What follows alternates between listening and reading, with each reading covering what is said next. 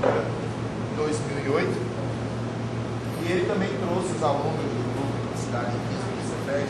Queria convidar a Média Biá, Elvis Jordan e Shirliane Alves, que são os atores do grupo, aluno-atores, também colaborando com o lançamento desse livro. Está também a presença do coordenador do Centro Cultura e Arte da Prefeitura Municipal de João Pessoa, o senhor Alberto Silva, né? Alberto Moleque. Bom, aqui, Fernando, nós temos atrizes, atores, palhaços profissionais, já vem trabalhando com teatro infantil também nessa cidade, amigos dos atores. Acabei de saber hoje também, outra escritora, o cara também aqui com a gente. Pode subir, viu? Seja nosso convidado aqui, tem mais cadeira aqui. Por gentileza. Me deixou aqui em cima para transformar uma coisa mais próxima. Boa noite. Boa noite. Bom, e aí a palavra ao nosso Fernando. Boa noite a todos. Para mim é uma felicidade estar aqui, juntamente com os paraibanos, juntamente também com a Tilson Alves, que eu tenho sido prazer. E a proposta, está dando para ouvir? Sim. A proposta que sempre eu trago através desse lançamento, tem o patrocínio do Banco do Nordeste, é um bate-papo.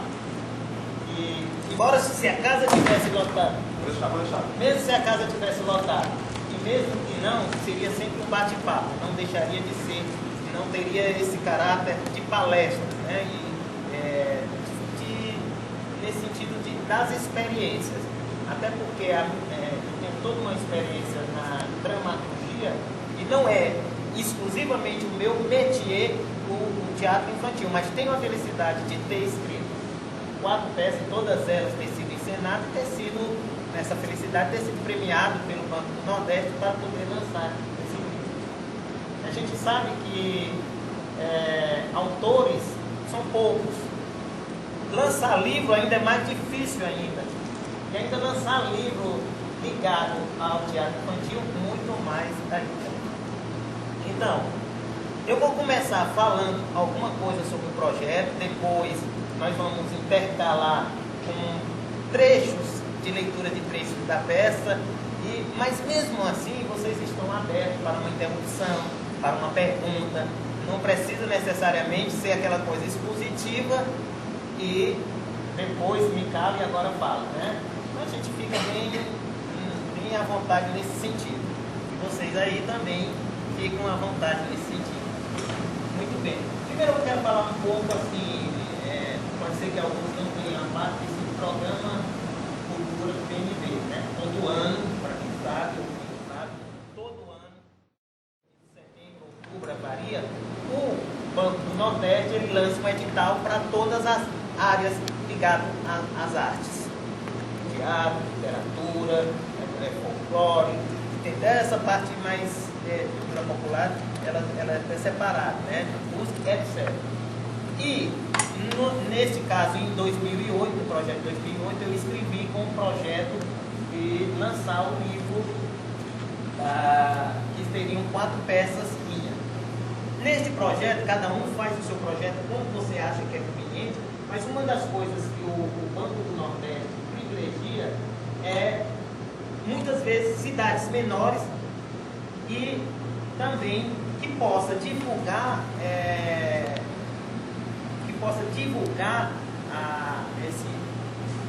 certos tipos de manifestações que não são tão comum, principalmente, por exemplo, no caso nosso, um lançamento de textos para criança não é comum. É comum ter texto, mas lançamento escrito você encontra, mas são poucos. Você tem sempre referência da Ana Clara Machado, né? E aí você sabe de um ou outro, mas de livros são poucos, quando você vai querer. Uma outra coisa que, claro, eles julgam também a qualidade, isso é um requisito, a qualidade do texto, e julgam também, no meu caso, no projeto, ele tinha como meta lançar em 10 cidades. Eu escolhi 3 capitais, Fortaleza, naturalmente, que é minha terra. Salvador, que eu estava fazendo doutorado.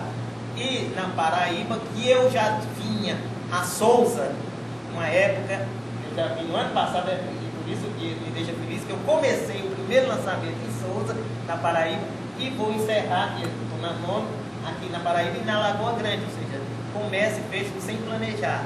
Então, esses 10 lançamentos e outros que eu fiz também, assim, quando alguém me chamava, seria uma das atividades do projeto. Uma outra coisa do projeto é que há uma doação de um percentual de todo o exemplar para instituições não governamentais, instituições públicas. Então, por exemplo, em cada cidade que eu faço, nas capitais, eu faço uma doação de 100 exemplares, no interior 50. Mas, se há uma escola de município, em qualquer lugar do Nordeste, que há esse interesse, o Cefet, que é a instituição que eu trabalho, até que acabe, né? Eu digo assim, pode requisitar e a gente manda. Mas eu não faço, por exemplo, no caso, aqui a gente disponibiliza dentro, mas eu não faço doação assim a professor individualmente. Eu faço a instituição. Certo? Ou seja, porque a instituição me garante que ela vai estar numa biblioteca, não na biblioteca pessoal do professor. Se o professor tiver interesse, é no outro sentido. Então, existe dentro disso. Então, meu interesse maior aqui é mais divulgar e mostrar um tipo de trabalho do que, vamos dizer, praticamente estar numa venda. Né? Então, vamos falar um pouco, além do meu trabalho, falar também um pouco do que a gente veio discutindo ao longo dessas diversas palestras, comentários sobre teatro infantil. Para mim tem sido um prazer e surpresa, porque a cada local que eu vou, existe essa especificidade de quem trabalha com isso, de quem já tem essa vivência, e eu sempre costumo dizer, olha, eu não vou trazer aqui verdades, eu vou trazer às vezes até mais reflexão do que propriamente, mais questionamento do que propriamente resposta. Vocês podem me perguntar e a gente pode dialogar em relação a isso.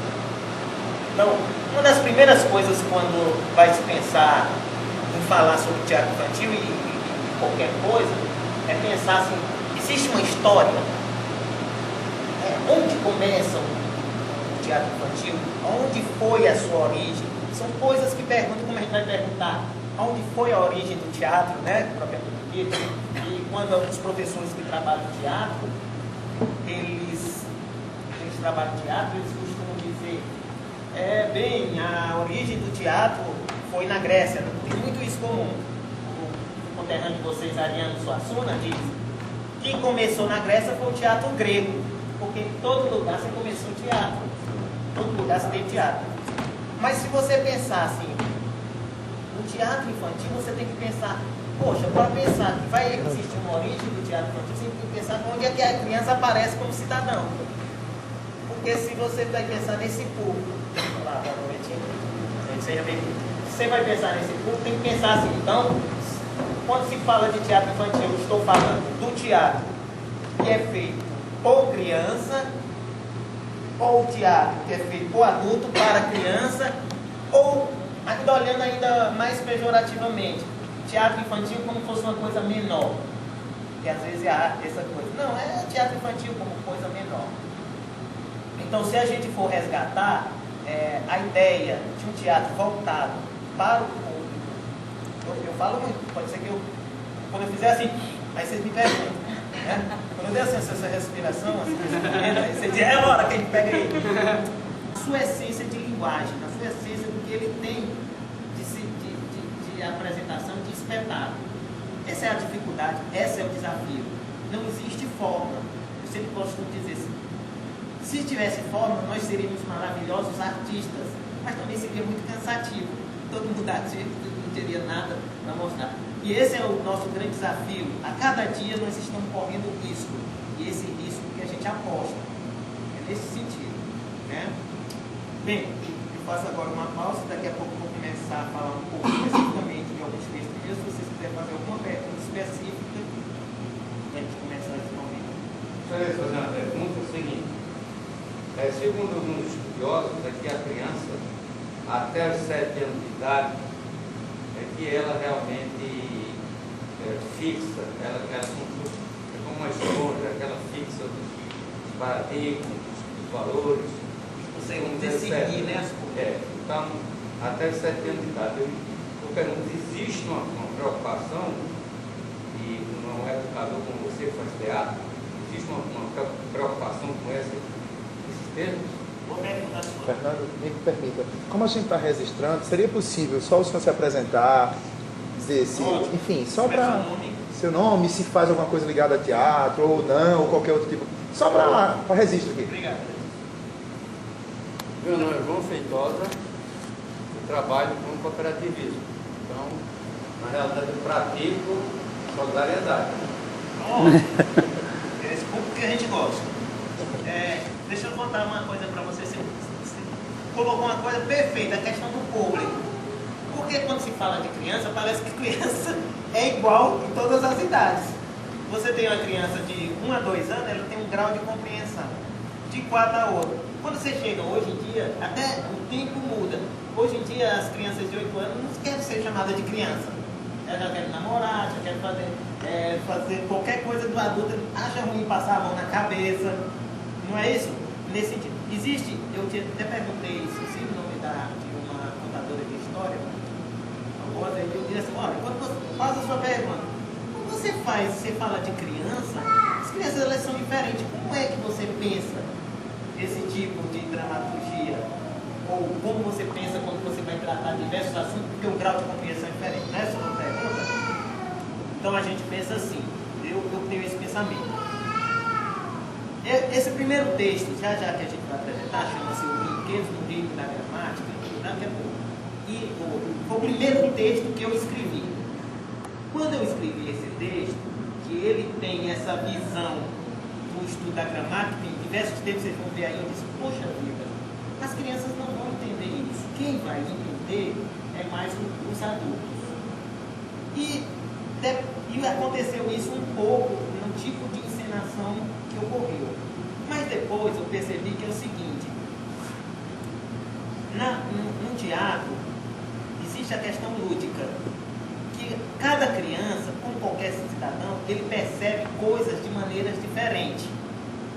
Então dentro do texto tem coisas que o adulto vai entender, certo? Eu penso isso, ele tem que trazer também para o adulto. Tem elementos que é pura ludicidade, ou seja, pura coisa que só para a criança pequena ela vai ver mais como uma grande brincadeira. Tem uma coisa lá na frente que o adulto, a criança já está, por exemplo, trabalhando com a gramática, ela já vai captar isso. Então, é uma dificuldade. Mas a gente pensa que, por exemplo, essa mesma criança, quando ela está com 2 anos, quando ela vê um texto com 4 anos, ela vê como se fosse um outro texto. Essa é a minha preocupação, é de repente que ao crescer ela possa estar vendo, e é dificuldade, não tem regra não, de que ela possa estar vendo o mesmo texto de maneira diferente e de certa forma se envolvendo de maneira diferente. Está respondido sua pergunta? Tem essa preocupação, mas não é fácil. Né? Quase todos os textos meus, como eu sei que ele também tem paz e tudo, eu sei que quem vai captar um elemento ali, ou uma ironia, porque os meus textos, tudo ele está associado à questão cômica, que também não é uma obrigatoriedade. Dramaturgia para criança, ao contrário do que muita gente pensa, ela não precisa ser engraçada. Ela não precisa só falar de paz e amor. Não precisa só ter final feliz. Os pais não querem levar as crianças porque elas vão ter uma tristeza. Elas não querem, mas na dramaturgia contemporânea para crianças se fala de tudo, depende de como. Se fala de morte, se fala de sexo, se fala de separação de pais, de todos os elementos, que é a arte de como chegar à criança com esse tipo de coisa. Até porque complica um pouco a vida dos pais, né? Porque elas vão ficar curiosas e às vezes o pai não quer levar por isso. Mas a dramaturgia é aberta para todos os tempos. A minha escolha, por questões de estudo e de coisa, ela está ligada um pouco na publicidade. Alguma outra pergunta? Então, se não tem assim, a gente começa, aí vocês vão fazendo as perguntas à medida que vai acontecendo, né? Então, a história 12 balões? Se eu conheço? Sim. Vocês acham que eu vou acreditar numa história dessas? Off! Quem vocês pensam que eu sou? Off! Muito bem, eu quero ver o que tem dentro deste saco agora! Mas é claro! A raposa finge que vai abrir o saco. O burro se abaixa para olhar. O coelho monta uma cama de gato atrás do burro. A raposa empurra o burro que cai de pernas para o alto. Vamos dar no pé, coelho! O burro tenta agarrá-los. A árvore o impede. Ele corre por outro lado, a pedra lhe agarra o pé, forçando-o a cair. O burro chuta a pedra e sai correndo. Off! Maldita pedra! Ai, isso dói! Por que ninguém presta atenção nas pedras? Nem nas árvores! Entrada do circo. Muita música. À medida que o leão anuncia as atrações em um megafone feito de concha, os artistas desfilam diante do público. Primeiramente, o papagaio, que é o palhaço do circo. Hoje tem espetáculo! Tem, senhor! Tem, senhor! Hoje tem, senhor! Quer dizer, hoje tem goiabada! Tem, senhor! Não percam o maior espetáculo do mundo, o grande circo de humanos amestrados. Assistam a excepcional gata e suas meninas amestradas. Entra uma gata com uma pipa, acompanhada por duas garotas recarregando-se como dançarinas de pagode.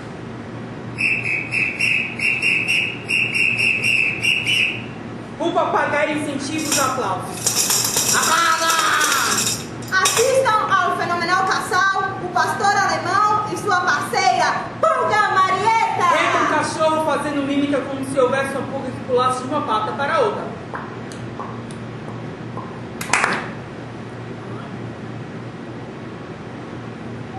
Entra um grande macaco com um tambor, ordenando que um general e 2 soldados marchem. Marcha! 1, 2, 3! Marcha! 1, 2, 3! Vejam também A tartaruga entra por trás do leão. Vejam também uma... Chefe, Hã? eu acho que acabou. Acabou? Como acabou? E os outros humanos? Fugiram e os que ficaram ainda não foram adestrados. E você, por que não faz alguma coisa? Ora, chefe, eu sou apenas o carregador do circo. É pouco. Assim não dá. Temos que pensar em um número artístico para você, ou será domador de humanos? Não, chefe. Tudo menos domador de humanos. Os humanos fazem a maior sujeira, fazem as coisas sem pensar. Pois pense você em alguma coisa melhor ou rua.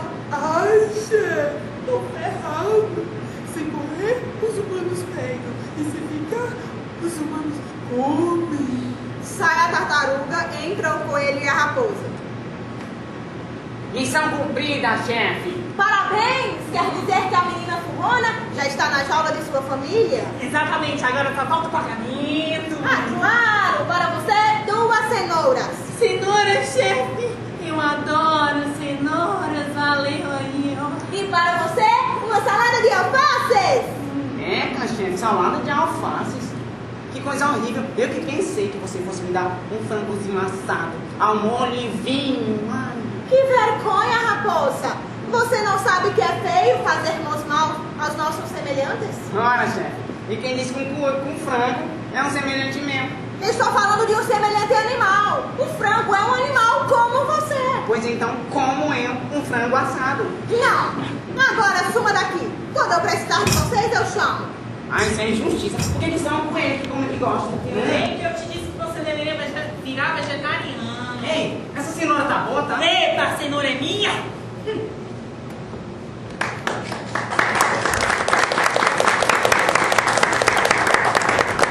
Bem, então é isso, assim. Fico aberto para alguma pergunta.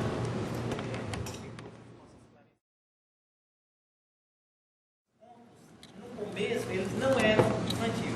Não sei se você sabe, a maioria desses contos que foi pelo Grimm, né? Simon Grimm, eles eram contos feitos para adultos e eles tinham uma tragicidade, né? Uma coisa trágica em si. E foi retirado toda essa parte trágica e colocada essa questão do final feliz.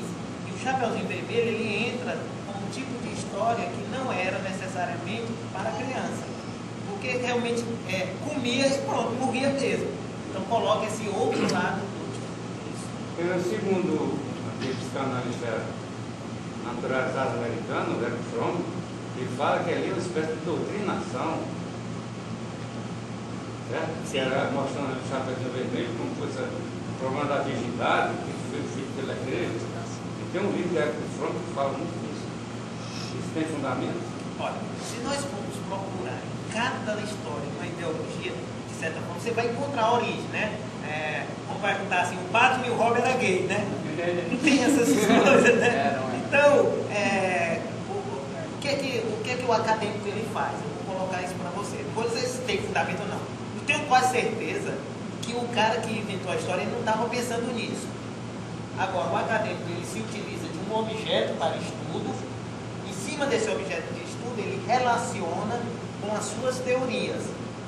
Que muitas vezes, por exemplo, você acha que o ético estava pensando, o Sócrates, né, que escreve ético, estava pensando nessa ideia do Freud, do complexo de ético. Não existia isso naturalmente, mas para o desenvolvimento da teoria do Freud,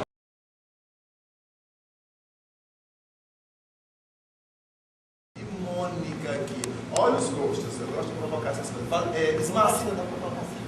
Se tu fosse, é só uma bobagem, é só para a gente falar um pouquinho. Se você fosse montar, eu queria ver os gostos aqui como varia. Que texto desse você montaria? Depois eu vou ouvir de Valesca, depois eu vou ouvir de Geraldo, depois eu vou ouvir de Mônica. Eu adorei as 3 últimas, a primeira eu não montaria. Por enquanto eu não montaria, só se eu pegasse o texto. Não, claro, até porque eu vi só não, mas aqui não há compromisso, né? Ele está perguntando o que é que deu para poder chegar é lá. baseado nessa coisa que o Geraldo falou, que as pessoas gostam muito de fábulas, entendeu? E há quem gosta muito de cultura popular, e há quem gosta, enfim, só vai provocar. Eu montaria a do Lunático, como chama? Eu também. Falou dizer a minha opinião também. Também, né? Ela eu envolve. gosto da última também. A última, né? A última é fantástico, um das letras também. Provoca, né? Brinca, né? Valesca. Na verdade, os 4, como ele tem a linha da leitura, é muito da imaginação, né? Aí fica, cada um eu fui viajando aqui na história, né? Agora aqui, João Pessoa, eu acho agora, se fosse para montar, né, digamos assim, qual seria o texto que mais aproximaria as crianças que eu convivo? Esse público que eu convivo. Eu acho que a história dos brinquedos, de deixar de lado a mudança dos brinquedos. Isso pensando no público. Sim. Pensando em mim, eu pensaria na luneta. Né? Se fosse por mim. Agora, se fosse pensar assim, para as crianças que eu conheço, que eu convivo, esse público que a gente tem, eu acho que esse questionamento dos brinquedos, eu acho que era mais para eles. Que é uma coisa que realmente, no momento do teatro infantil paraibano, ele passa por isso, né? Essa coisa da gente provocar e ver isso, né? Olha, esquece um pouquinho o computador, vê isso, vê aquilo, vamos ver isso aqui. E a realidade dele, que essa coisa dos circos humanos, eu achei fantástico. Mas talvez não seja o questionamento da criança, digamos. É um questionamento que a gente levaria para eles, né? Mas a história do brinquedo eu acho que ia tocar bem... Lúdico, né? Muito lúdico. Chegar a dizer assim, é o meu brinquedo, é o brinquedo que eu estou jogando fora. Né? Eu recentemente passei uma faxina lá em casa com meu filho, vamos jogar não, vamos mudar. Os brinquedos você não brinca mais. Aí quando começa na arrumação, aí, não, mas esse eu gostava muito por causa dele, nem brinca, mas como mexe, né? Essa questão do brinquedo está muito presente na realidade da criança. Na realidade da criança. Mesmo sendo, é o brinquedo que alguém deu, né? É um brinquedo quebrado, que eu gostei muito, então tem referências. Eu acho que o brinquedo ali. Eu acho que a preocupação maior hoje em dia, aquilo que o senhor falou, que as crianças depois de 7 anos já não querem mais no teatro. Né? O computador está tirando todo esse pessoal do teatro. A nossa preocupação, a gente discute muito isso, né? Porque quem leva a criança é o pai, né? Mas se a criança também sempre não quer ir, quer ficar no computador, é melhor. Né? Então a gente está questionando muito isso. Você diz é mais cômodo para o pai. Para o pai. Estou entendendo. Perfeito. Mas aí abre-se uma coisa assim, será que é só um computador ou de repente nós não preparamos esses pais, essas crianças, para eles virem ao teatro? Eu acho que essa pergunta é bem... E Mônica, tu ia montar só? Tem 2 que eu montaria. Uma para realizar esse lado da ilusão, do sonho, que que é o dos brinquedos. Mas eu acho que em primeiro lugar eu montaria os brinquedos do Reino da Gramática, porque eu acho que eu ia faturar uma graninha a mais, porque a gente ia comercialmente... Para as escolas isso é ótimo. Normalmente eu preferia um comercial, porque, principalmente com relação à escola. O que Mônica coloca realmente está certo. Inclusive, o sócio aqui e tal, tem um autor, que é o diretor do Teatro Santa Rosa, ele tem um texto que eu já montei, inclusive Mônica, inclusive, trabalhou. Sou doida para montar, mas infelizmente está na mão que faz reportagem. Dois colegas. Faz reportagem. Quando eu comecei a conhecer o trabalho, ele começou a conversar, quando ela falou do título do livro, eu disse, que bacana. O Tarcísio, um autor paraibano, nossa, aqui, ele escreveu um texto chamado A Batalha da Vírgula contra o Ponto Final. Eu já montei, Mônica trabalhou na montagem que eu fiz, e agora está sendo remontado também. Esse é um outro grupo que a gente trabalha. E com esse objetivo que ela está dizendo, de vender para a escola. Vender com qualidade. Com qualidade. Porque o texto é bom, não é um texto comercial, como foi colocado no início da discussão, com esses parâmetros de filmes, de televisão, essa relação, mas é um trabalho artístico. E esse, assim, vale a pena. E muito didático também, né, Mônica? Principalmente, é muito didático. A Batalha da Vírgula contra o Ponto Final, muito bacana. Fernando, Me lembrou muito. Eu quero parabenizar pela obra, né, que você está construindo aí. Porque nós temos uma dificuldade muito grande, que a gente não tem muitos textos produzidos por nós aqui. Geralmente, como você disse, quando vem quem é que escreve para teatro infantil, Maria Clara Machado, né? Todo mundo sabe disso. E é interessante você cada vez divulgar e saber que você é também nordestino, isso é muito importante. Eu tenho uma trupe, nós, alguns amigos, Joãozinho que estava aqui, infelizmente teve que sair, chama-se Trupe de Teatro Pirulito. E aí nós temos o objetivo, Trupe de Teatro Pirulito. E nós temos o objetivo de trabalhar só teatros infantis, só para o grupo infantil, para o público infantil. E aí nós estamos, já estou aproveitando e divulgando, quem souber, né, quem escreve roteiros, esquetes e textos, que seja aqui da Paraíba, que possa entrar em contato conosco, porque a gente está tentando fazer um acervo para divulgar, para deixar exposto para as escolas, para os grupos de teatro. E nós vamos tentar, e eu acho até que você agora me deu uma grande inspiração, e vou botar no BNP, que o BNP tem a de educação, né, do município de João Pessoa. Essa pose eu já fiz umas 10 vezes. Você fica aberto. Mas se a gente aplaudir, sai, né?